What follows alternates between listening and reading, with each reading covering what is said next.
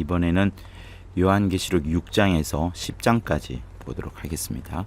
6장에서 10장까지는 인류의 죄와 이에 대한 심판, 그리고 하나님께서 그 가운데에서도 구원하시는 그 세 가지의 역사가 이제 막 서로 엉켜가면서 펼쳐지는 그런 그림이 막 보여집니다.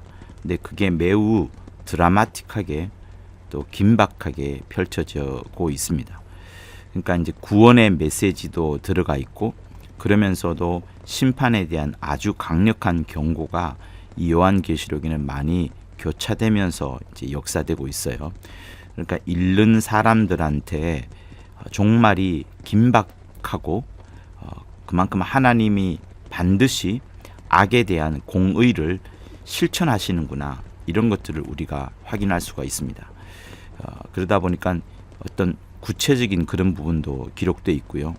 또 매우 생동감 있게 어떤 강하게 또 그런 표현들이 많습니다. 그래서 다소 어떤 상징적인 요소들이 보이긴 하지만, 이런 것들을 상징이라고 여기면서 우리가 뒤로 뺄 게 아니라 상징으로 보인다는 그 감각을 잊어버리고 하나님의 말씀이라 여기고 그대로 받아들이는 것이 필요합니다.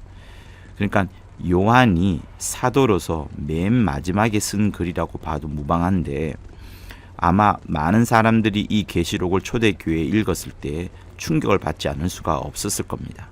그만큼 핍박을 받는 그들이 이 요한계시록을 읽으면서 더 하나님의 그 위대하심과 주 예수 보좌에 앉으셔서 영광과 찬송을 받으시면서 결국에는 하나님의 그 절대 주권이란 단어, 그 절대 주권을 완성해 가시고, 또 그러면서 계속 주 예수께서 그 일을 이제 뒷받침해 나가시는 멋진 그런 장면들을 계속 보여주고 있습니다. 그래서 이 요한계시록 이 부분 읽을 때에 어떤 종말이라는 그 단어, 그리고 어떤 시간적인 그런 의미를 여러분 발견해야 되는 게 아니라, 마지막 때가 있다는 것은 여러분들이 갖고는 있어야 되지만, 절대적으로 그 시간의 어떤 종말이 다가왔다는 이런 것보다는 하나님 아버지께서 절대 주권을 갖고서 반드시 약속하신 대로 이루어 가신다는 그 역사를 완성해 버리신다는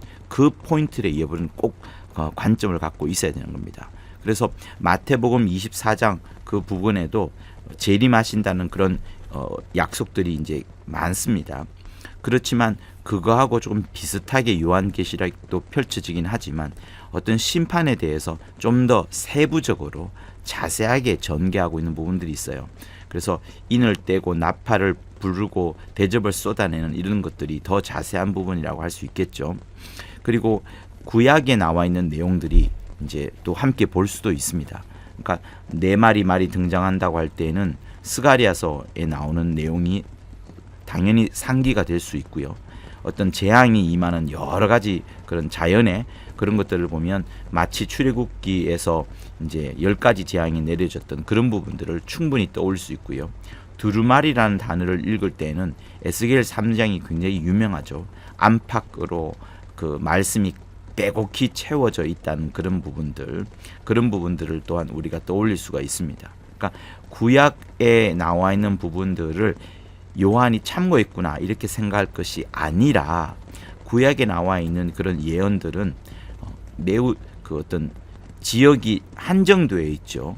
이스라엘을 중심으로 한, 그리고 특정한 민족에게만 이제 뿌려지는 그런 것들이지만, 계시록은 전 지구적이고요, 우주적인 스케일로 지구를 초월할 만큼의 그 우주를 다 커버할 수 있을 만큼의 그런 굉장한 스케일로 확장되어서 심판과 예언이 뿌려지고 있다는 것을 여러분 생각하셔야 됩니다.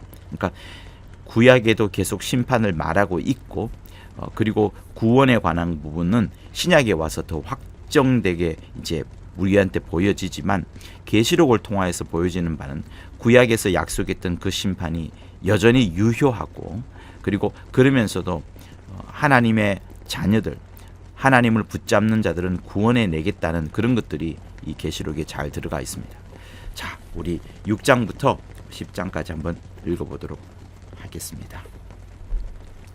6장 내가 봄에 어린 양이 7인 중에 하나를 떼시는 그때에 내가 들으니 내 생물 중에 하나가 우레소리같이 말하되 오라 하기로 내가 이에 보니 흰 말이 있는데 그 탄 자가 활을 가졌고 면류관을 받고 나가서 이기고 또 이기려고 하더라. 여러분, 여기 나오는 흰 말은 예수님이 타고 있는 그 말이 아닙니다. 부정적 의미의 흰 말이에요.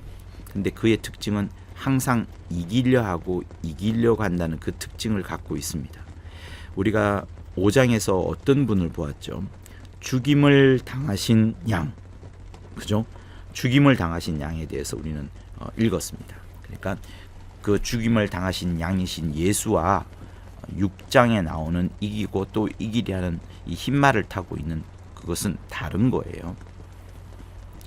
둘째 인을 떼실 때에 내가 들으니 둘째 생물이 말하되 오라 하더니 이에 붉은 다른 말이 나오더라. 그 탄자가 허락을 받아 땅에서 화평을 제하여 버리며 서로 죽이게 하고 또 큰 칼을 받았더라. 셋째 인을 떼실 때에 내가 들으니 셋째 생물이 말하되 오라 하기로 내가 보니 검은 말이 나오는데 그 탄자가 손에 저울을 가졌더라. 내가 네 생물 사이로서 나는 듯하는 음성을 들으니 가로되 한 데나리온의 밀 한 되요 한 데나리온의 보리 석 되로다. 또 감람류와 포도주는 해치 말라 하더라.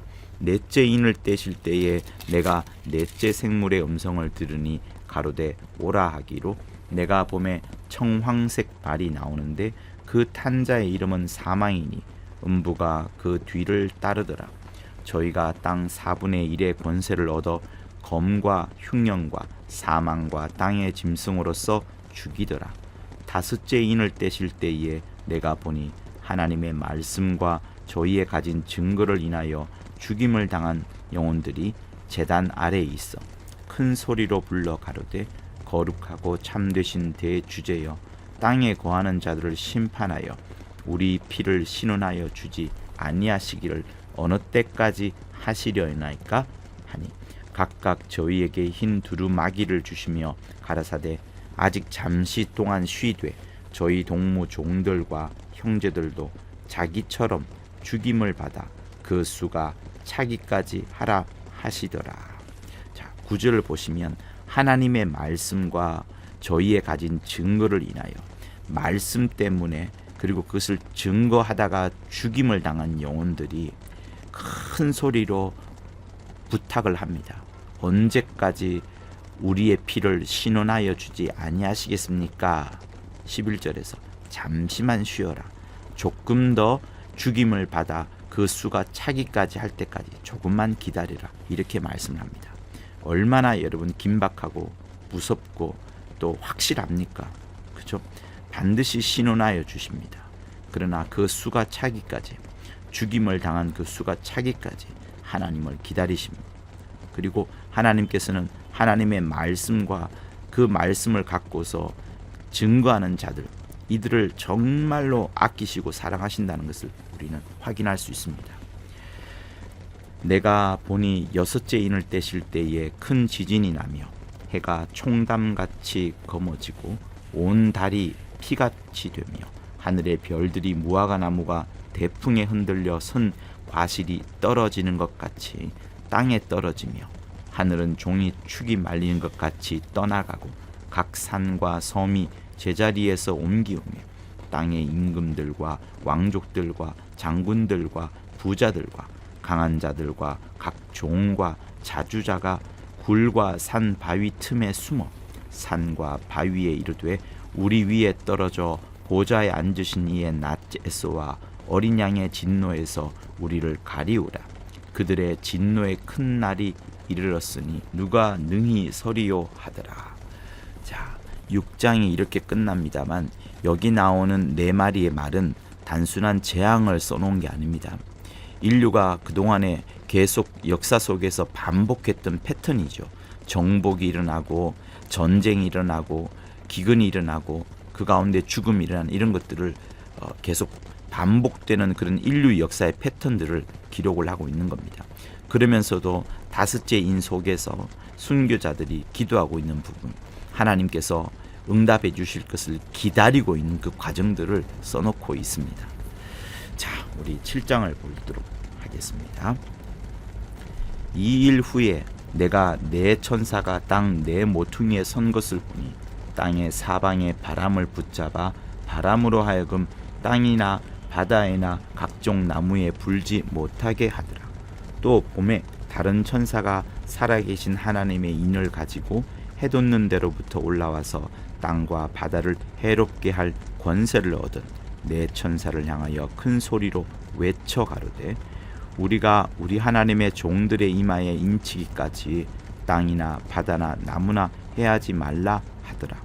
내가 입맞은 자의 수를 들으니 이스라엘 자손의 각 지파 중에서 입맞은 자들이 14만 4천이니 유다 지파 중에 입맞은 자가 1만 2천이요 루벤 지파 중에 1만 2천이요 갓 지파 중에 1만 2천이요 아셀 지파 중에 1만 2천이요 납달리 지파 중에 1만 2천이요 므낫세 지파 중에 1만 2천이요 시므온 지파 중에 1만 2천이요 레위 지파 중에 1만 2천이요 이사갈 지파 중에 1만 2천이요 스불론 지파 중에 1만 2천이요 요셉 지파 중에 1만 2천이요 베냐민 지파 중에 입맞은 자가 1만 2천이라. 이 일 후에 내가 보니 각 나라와 족속과 백성과 방언에서 아무라도 능히 셀 수 없는 큰 무리가 흰옷을 입고 손에 종려 가지를 들고 보좌 앞과 어린 양 앞에 서서 큰 소리로 외쳐 가로되 구원하심이 보좌에 앉으신 우리 하나님과 어린 양에게 있도다 하니 모든 천사가 보좌와 장로들과 내 생물의 주위에 섰다가 보좌 앞에 엎드려 얼굴을 대고 하나님께 경배하여 가로되 아멘. 찬송과 영광과 지혜와 감사와 존귀와 능력과 힘이 우리 하나님께 세세토록 있을지로다. 아멘 하더라. 장로 중에 하나가 응답하여 내게 이르되 이 흰옷 입은 자들이 누구며 또 어디서 왔느냐. 내가 가로되 내 주여 당신이 알리이다 하니 그가 나더러 이르되 이는 큰 환난에서 나오는 자들인데 어린 양의 피에 그 옷을 씻어 희게 하였느니라.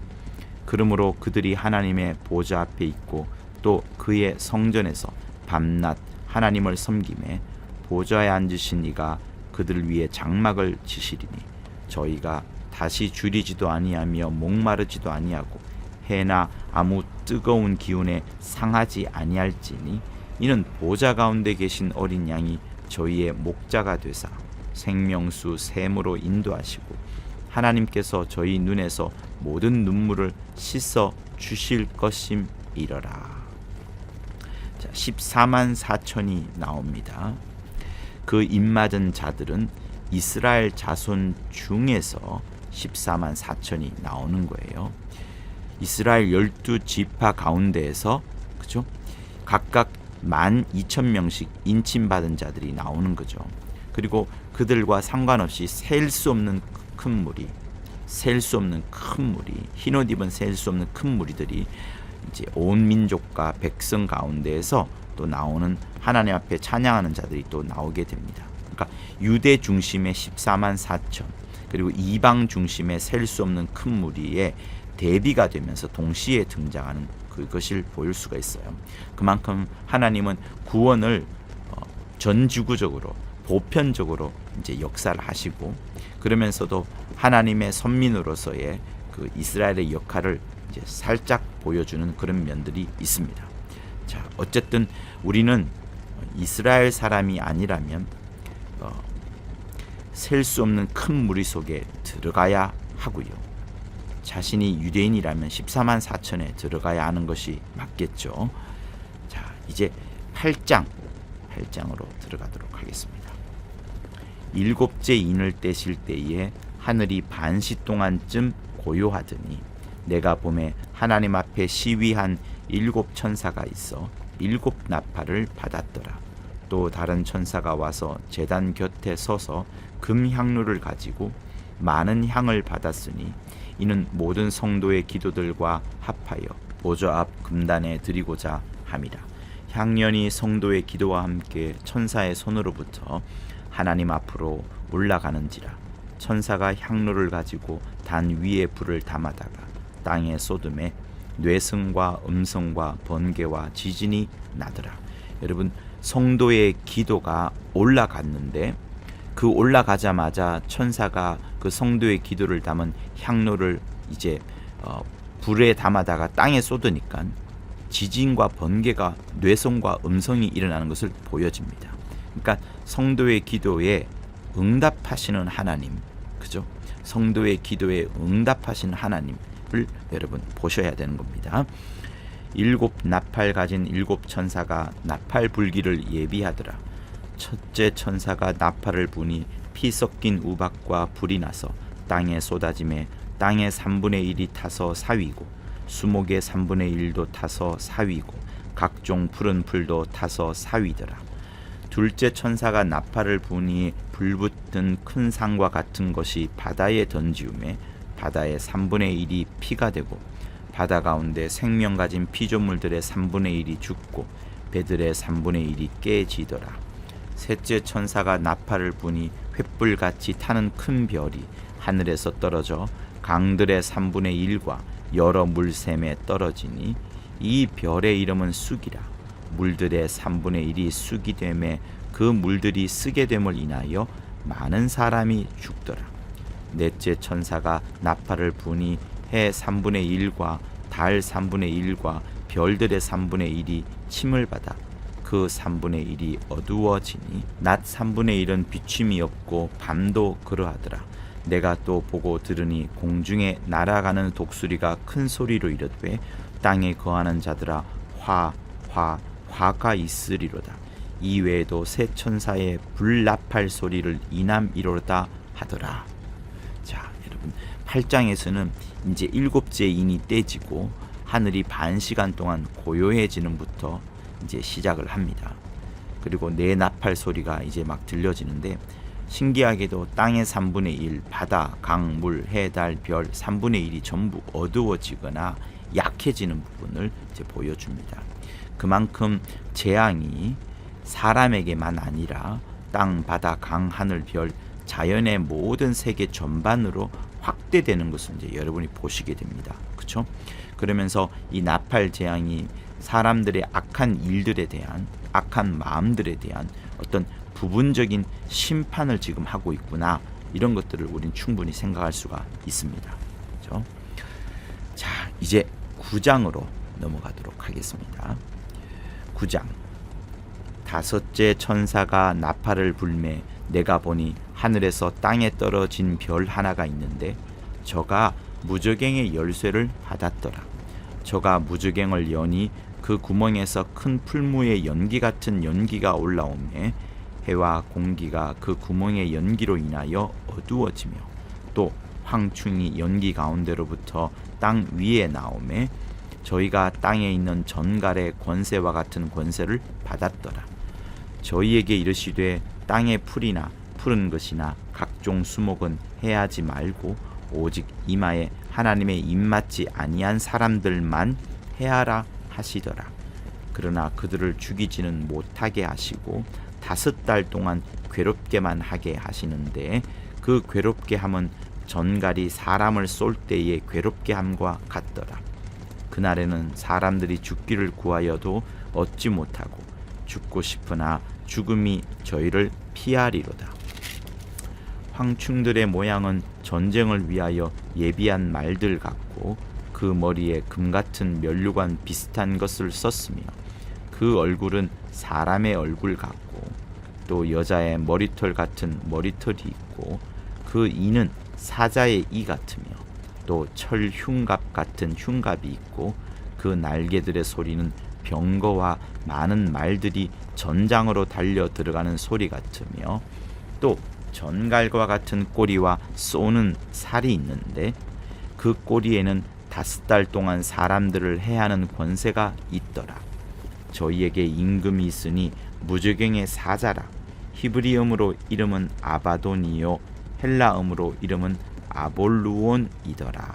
자, 여기에 이제 5달 동안 사람들을 해하는 권세가 나오고요. 또 5달 동안 죽이지는 않지만 괴롭게만 하게 한다는 그 전갈이 사람을 괴롭게 하는 그 고통을 이렇게 기록을 하고 있습니다. 그래서 이 부분을 환란의 그 5달 동안 진행되는 그 부분 5개월 환란설에 대한 하나의 근거를 삼고 있는 부분이 됩니다. 자, 12절부터 또 읽을게요. 첫째 화는 지나갔으나 보라 아직도 이 후에 화 둘이 이르리로다. 여섯째 천사가 나팔을 불매 내가 들으니 하나님 앞 금단 네 뿔에서 한 음성이 나서 나팔 가진 여섯째 천사에게 말하기를 큰 강 유브라데에 결박한 네 천사를 놓아주라 하매 네 천사가 놓였으니 그들은 그 년 월 일시에 이르러 사람 3분의 1을 죽이기로 예비한 자들이더라. 마병대의 수는 2만만이니 내가 그들의 수를 들었노라. 이같이 이상한 가운데 그 말들과 그 탄자들을 보니 불빛과 자주빛과 유황빛 흉갑이 있고 또 말들의 머리는 사자머리 같고 그 입에서는 불과 연기와 유황이 나오더라. 이 세 재앙 곧 저희 입에서 나오는 불과 연기와 유황을 인하여 사람 3분의 1이 죽임을 당하니라. 이 말들의 힘은 그 입과 그 꼬리에 있으니 그 꼬리는 뱀 같고 또 꼬리에 머리가 있어 이것으로 해하더라. 이 재앙에 죽지 않고 남은 사람은 그 손으로 행하는 일을 회개치 아니하고 오히려 여러 귀신과 또는 보거나 듣거나 다니거나 하지 못하는 금, 은, 동과 목석의 우상에게 절하고 또 그 살인과 복술과 음행과 도적질을 회개치 아니하더라.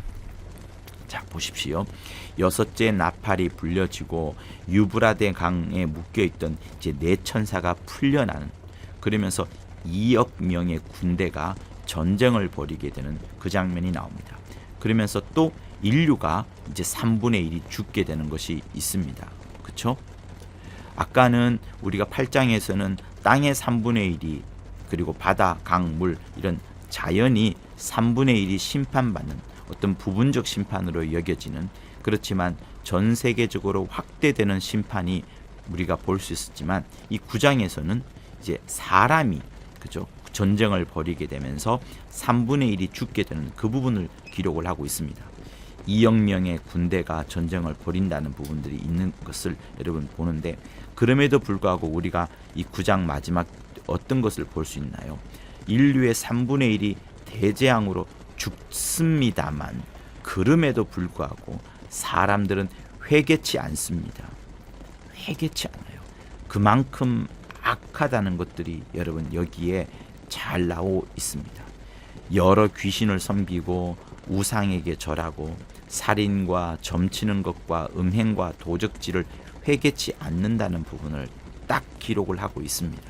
그러니 반드시 하나님은 회개치 않는 자를 향하여 반드시 공의의 심판을 내리신다는 것을 여러분 꼭 기억을 하십시오.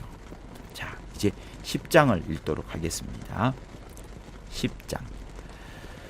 내가 또 보니 힘센 다른 천사가 구름을 입고 하늘에서 내려오는데 그 머리 위에 무지개가 있고 그 얼굴은 해 같고 그 발은 불기둥 같으며 그 손에 펴 놓인 작은 책을 들고 그 오른발은 바다를 밟고 왼발은 땅을 밟고 사자에 부르짖는 것 같이 큰 소리로 외치니 외칠 때에 7 우레가 그 소리를 발하더라. 7 우레가 발할 때에 내가 기록하려고 하다가 곧 들으니 하늘에서 소리가 나서 말하기를 7 우레가 발한 것을 임봉하고 기록하지 말라 하더라. 내가 본 바 바다와 땅을 밟고 섰는 천사가 하늘을 향하여 오른손을 들고 세세토록 살아계신 자 곧 하늘과 그 가운데 있는 물건이며 땅과 그 가운데 있는 물건이며 바다와 그 가운데 있는 물건을 창조하신 이를 가리켜 맹세하여 가로되 지체하지 아니하리니 7째 천사가 소리내는 날 그 나팔을 불게 될 때에 하나님의 비밀이 그 종 선지자들에게 전하신 복음과 같이 이루리라. 하늘에서 나서 내게 들리던 음성이 또 내게 말하여 가로되 내가 가서 바다와 땅을 밟고 섰는 천사의 손에 펴 놓인 책을 가지라 하기로 내가 천사에게 나아가 작은 책을 달라 한즉 천사가 가로되 갖다 먹어버리라.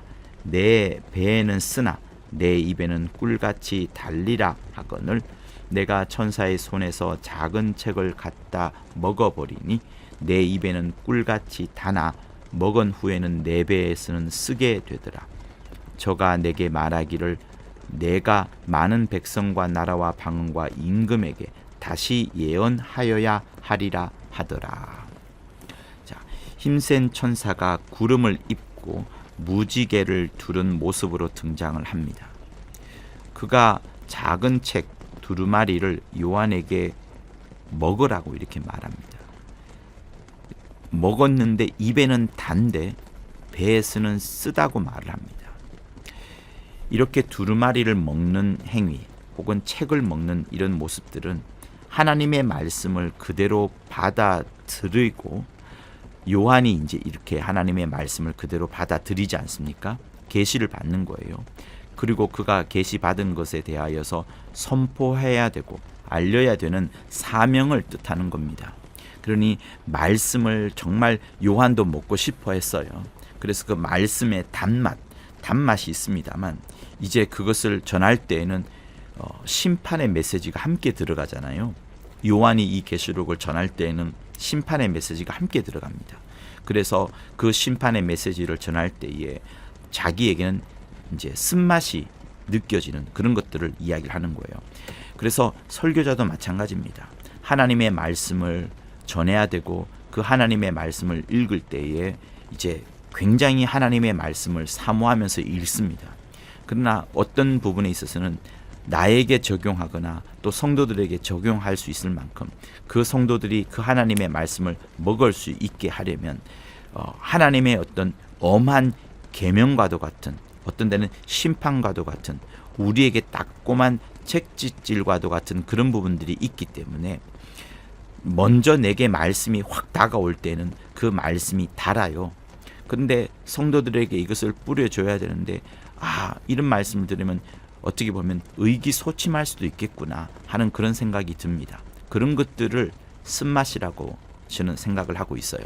그래서 말씀이 저에게 다가와서 주일이든 수요일이든 이 말씀을 전해야 되게 할 때는 확 다가올 때는 그래서 영감이 다가올 때는 정말로 단맛이 납니다. 그러나 성도들에게 뿌려줄 때는 그것이 나에게 굉장한 메시지로 전해야 되니까 어떻게 볼 때는 지팡이와 막대기가 될 수도 있으니까 그것이 쓴맛으로 또 여겨지기도 합니다. 그래서 저는 그렇게 이 부분을 생각을 하고 있습니다. 그러므로 여러분들도 스스로 성경을 읽으면서 그때 읽을 때 단맛이 여러분 막 나게 되고 그 다음에 그것을 여러분에게 적용을 할 때는 여러분 자신에게 적용을 할 때는 쓴맛이지만 꼭 적용을 하셔서 하나님의 말씀이 단맛과 쓴맛이 함께 있으면서 여러분의 삶을 하나님의 말씀에 딱 맞도록 성큼성큼 하나님의 말씀대로 살아가는 여러분이 되기를 부탁을 드립니다. 할렐루야.